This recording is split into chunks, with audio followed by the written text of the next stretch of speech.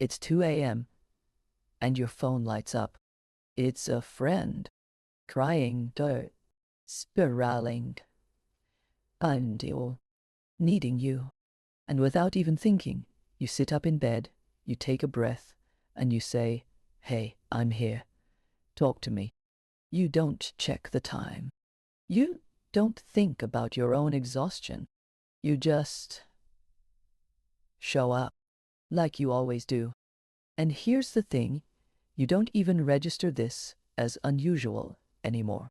This is just who you are, the one who answers. The one who has the right words, the one who never falls apart. But somewhere, quietly, in a room no one sees, you're the one nobody's checking on. If you've ever been called so strong, so mature for your age, the one who has it all together, stay with me. Because today we're going to talk about what that label actually costs. And by the end of this video, you might understand something about yourself that you've never had language for. Let's begin. Sign 1. You became the strong friend before you were ready to. Think back. How old were you the first time someone leaned on you emotionally? Not asked you for help with homework, leaned on you, cried in front of you.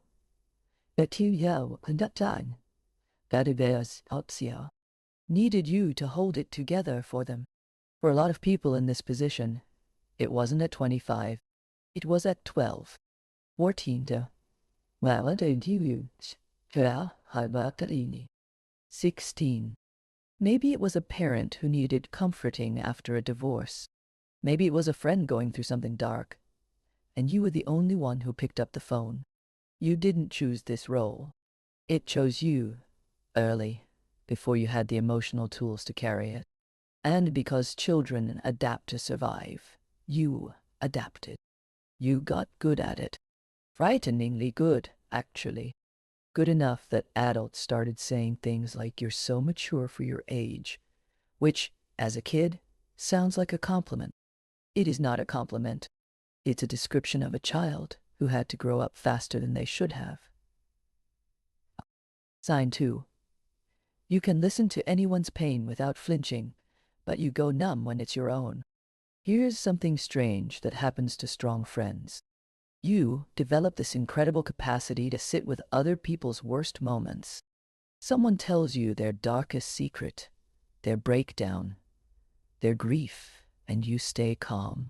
Present,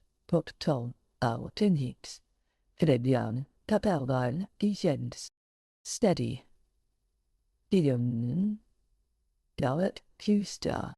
But ask you how you're doing, and then something shuts off. You'll say, "I'm fine." You'll change the subject. You might even feel a flicker of panic. Not because you don't have feelings, but because you've spent so long being the container for everyone else's emotions that you never built a container for your own. This isn't because you're emotionally shallow. It's the opposite. You feel things intensely. That's exactly why you became so good at managing other people's emotions in the first place. But somewhere along the way, you learned that your job was to process feelings, not have them. And a job doesn't get days off. Sign 3. You feel guilty resting, even when you're exhausted. This one is sneaky. You'll be running on empty, genuinely depleted. The kind of tired that sleep doesn't fix, and someone will text you needing support. And even though every cell in your body is asking for rest, you'll answer. You'll show up, because somewhere inside there's a quiet belief. If I'm not useful, what am I? Rest starts to feel like betrayal. Like you're letting someone down by simply existing without producing comfort for them.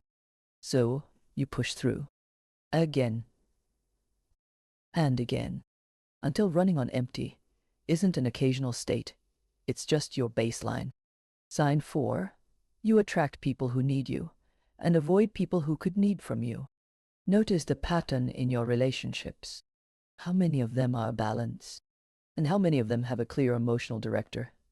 And it's always you. Strong friends are magnets for people in crisis, not because you're doing anything wrong, but because people in pain can sense who will hold space for them without judgment. It's almost an instinct they have.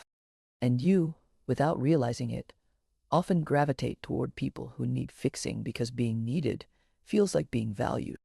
It feels like proof that you matter. But notice what happens when someone shows up who's actually emotionally stable, someone who doesn't need rescuing. It can feel unfamiliar, even uncomfortable, because if no one needs saving, what's your role in the relationship? Sign 5. You apologize for having needs, even small ones.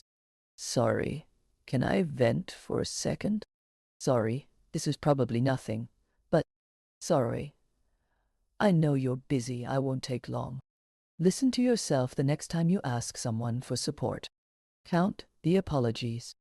Strong friends often treat their own needs as an inconvenience to other people, something to be minimized, shortened, justified before it's even spoken. This comes from somewhere very specific.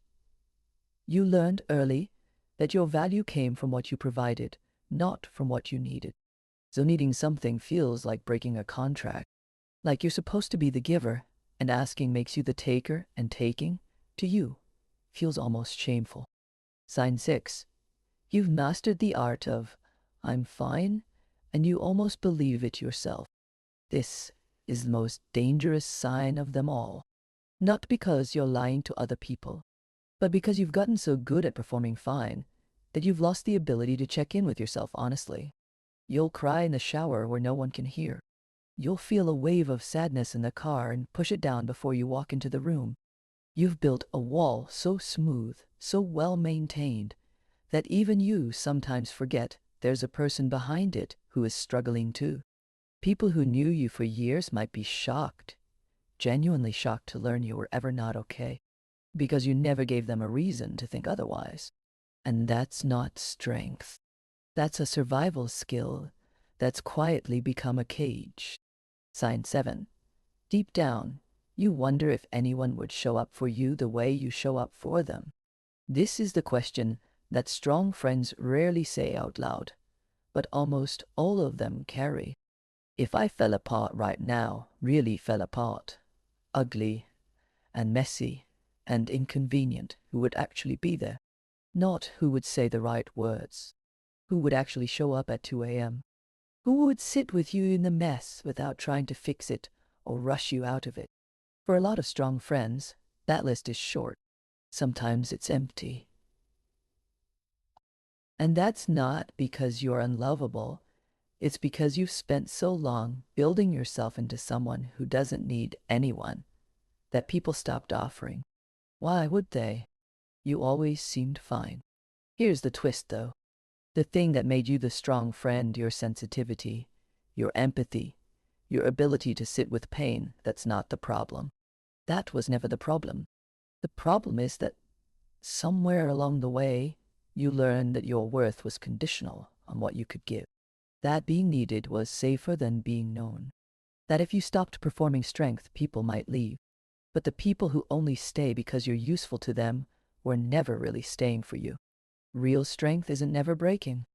Real strength is letting yourself be seen when you do. So here's something to sit with. The next time someone asks how you're doing, try. Just once, not saying fine. Try the truth, even a small piece of it. Watch what happens. Some people will disappoint you, but some people, the right people, will finally get the chance to show up for you the way you've always shown up for everyone else. You were never meant to carry it all alone. You just forgot that somewhere along the way.